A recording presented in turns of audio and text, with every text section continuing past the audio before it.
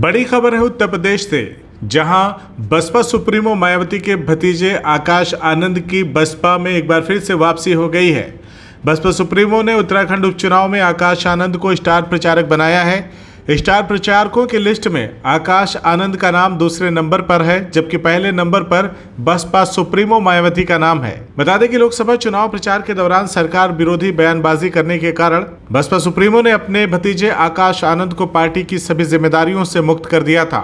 इसके बाद आकाश आनंद पूरी तरह से साइलेंट मोड में चले गए थे। उत्तराखंड में 2 सीटों पर 10 जुलाई को उपचुनाव होने हैं। इसी को लेकर बहुजन समाज पार्टी के मुखिया मायावती ने स्टार प्रचारकों की एक लिस्ट जारी की है। इसमें 13 चेहरों को जगह दी गई है, जिसमें रामजी गौतम, सुरेश आर्य, नंद गोपाल जैसे नाम शामिल हैं। दरअसल लोकसभा चुनाव के दौरान 6 अप्रैल को आकाश आनंद ने पहली जनसभा बिजनौर में करते हुए अपने भाषण में कहा था कि भाजपा सरकारी खर्चे पर अपनी योजनाओं का बखान कर रही है। प्रदेश सरकार को खुद को बुलडोजर सरकार कहलवाना बहुत अच्छा लग रहा है, लेकिन जनता ने सरकार को तोड़ने के लिए नहीं बल्कि जोड़ने के लिए चुना था।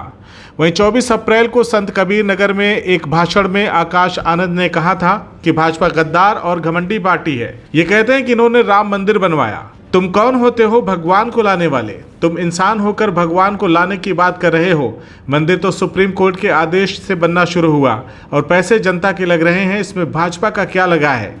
वहीं 25 अप्रैल को आकाश आनंद ने आजमगढ़ में कहा था कि सरकारी नौकरियों के लिए पेपर देते हो और वो लीक हो जाता है, तो मन करता है कि जिसने पेपर लीक किया है उसका गूदा निकाल कर जमीन में गाड़ दें। वहीं आकाश आनंद ने 28 अप्रैल को सीतापुर में कहा था कि भाजपा की सरकार बुलडोजर सरकार नहीं बल्कि आतंकवादी सरकार है। इसने आवाम को गुलाम बनाकर रखा है। अब ऐसी सरकार को उखाड़ फेंकना है। जो सरकार रोजगार और पढ़ाई नहीं दे सकती, उसे सत्ता में रहने का कोई हक नहीं है।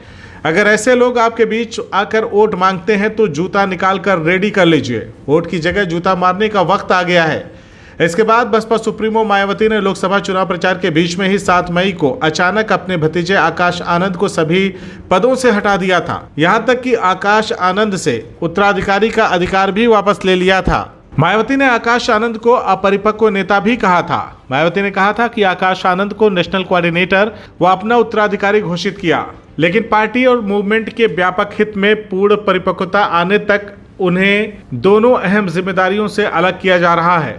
बहरहाल अब पार्टी में आकाश आनंद की वापसी हो चुकी है। ऐसे में हम आपको आकाश आनंद के कुछ पुराने भाषणों को भी दिखा रहे हैं। साथ ही हमें कमेंट करके जरूर बताइएगा कि बसपा सुप्रीमो मायावती का आकाश आनंद को दोबारा पार्टी में जिम्मेदारी देने का निर्णय कैसा है।